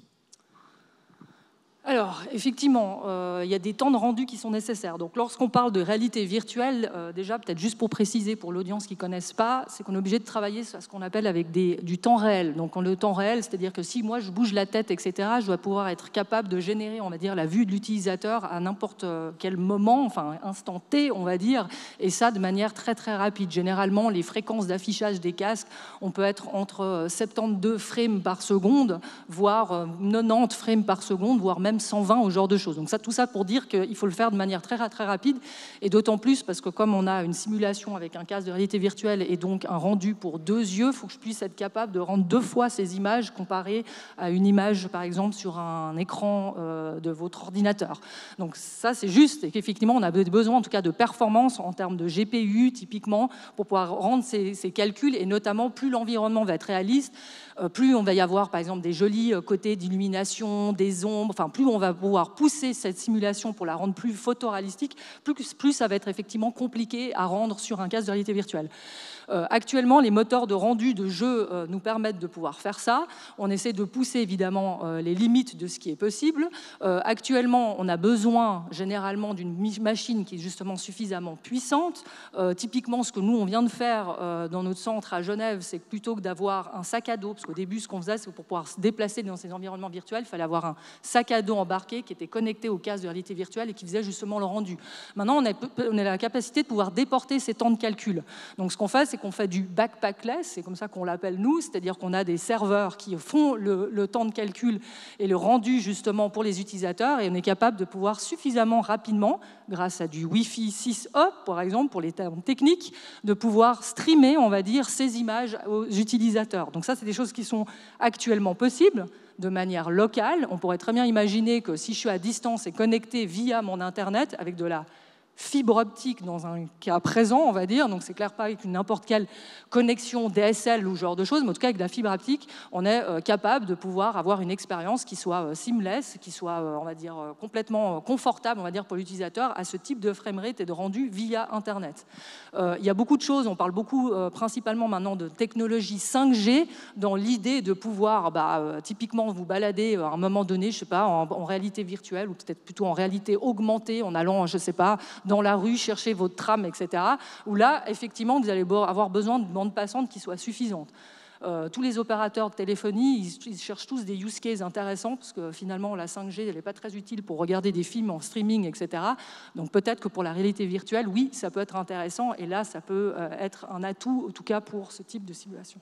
Je ne sais pas si je réponds à la question, mais en tout cas, c'est déjà faisable, on va dire, de le faire depuis chez soi.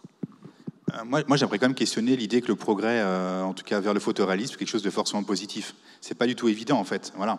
Je pense qu'il faut vraiment mettre ça en question, que cette avancée est par défaut souhaitable. Et on voit bien, du coup, que c'est souvent quand même une excuse pour des grands groupes pour vendre davantage de tech, de services, de bande passante, etc., dont finalement, on ne sait pas trop quoi faire au final. Dans le jeu vidéo, c'est très clair. Il y a des jeux absolument fabuleux, des jeux indépendants, qui sont absolument pas dans ce registre-là. Et donc, voilà, peut-être que les métavers gagneraient à s'inspirer de cette scène indépendante. Oui, j'aimerais avoir votre avis concernant l'apparence des avatars. Parce qu'il est très sommaire, et je me demande, est-ce que c'est un problème technique ou c'est voulu? Bonne question. Alors, déjà, quand on parle de l'apparence des avatars, pour moi, il y a deux aspects qui sont importants. Il y a effectivement le rendu de votre avatar, donc c'est-à-dire le look, à quoi vous allez ressembler, ou ce genre de choses, le niveau de détail, etc. Ce que j'ai montré tout à l'heure, en tout cas dans la présentation, j'ai fait exprès de prendre deux choses qui sont très différentes. J'ai pris des avatars qui sont très cartoon, ce qui est le cas de Meta, ou ce genre de choses, qui est un choix, encore une fois, et un autre aspect qui était effectivement avoir des avatars qui soient un peu plus réalistes. Mais après, il faut juste se dire, avoir des degrés de réalisme où on a vraiment tous ces micro-détails, les détails de peau, de texture ou ce genre de choses, c'est pas infaisable. Vous regardez des films de science-fiction quasiment tous les jours pour lesquels vous ne voyez pas la différence entre le réel et le virtuel. Après, lorsqu'on parle de réalité virtuelle et notamment de temps réel, là, on est limité effectivement de nouveau en termes de performance et de temps de calcul pour pouvoir obtenir ce type de rendu super photoréaliste. Maintenant, j'aimerais juste rajouter une chose. De temps en temps, c'est peut-être pas forcément ce qu'il y a de mieux de pouvoir faire du photoréalisme.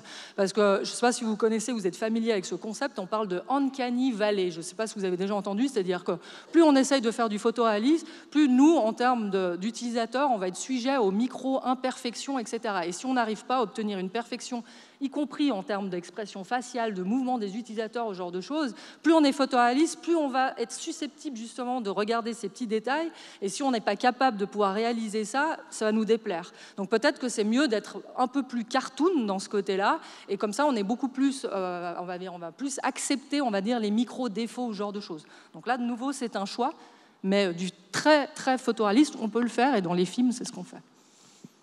Au-delà d'apparence, j'aimerais également interroger le paradigme anthropomorphique. Ça, je pense que c'est crucial. Et si on revient au roman de science-fiction du tout début du métaverse dans les romans, c'était beaucoup plus ouvert. À l'ère de l'Anthropocène, pourquoi pas incarner une flaque d'eau, un caillou, un nuage, un arbre, des animaux, d'autres formes d'intelligence, et de sortir enfin, j'espère, de ce paradigme centré sur l'humain. Merci beaucoup. Je vais laisser la place maintenant à Yaniv.